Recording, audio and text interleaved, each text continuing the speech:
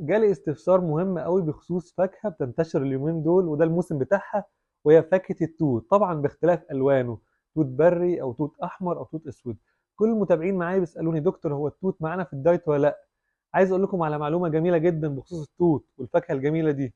دايما من قديم الأزل عارفين إن إحنا لو حابين نعمل دايت ناخد التوت الأحمر أو البري كبديل لكل الفواكه، لأن هو فيه فوائد عظيمة جدا لجسم الإنسان. دايما البديل الآمن في كل الفواكه هو التوت، لأنه بيحتوي على مضادات أكسدة، بيحتوي على فيتامين كي، بيحتوي على معادن، بيحتوي على مينرالز، بيحتوي على فوائد كتيرة قوي للجسم.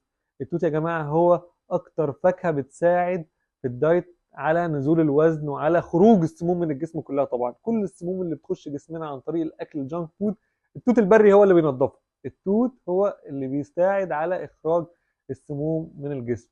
خدوا التوت، وما تنسوش تعملوا سبسكرايب لقناة اليوتيوب ولايك عشان يوصلكم كل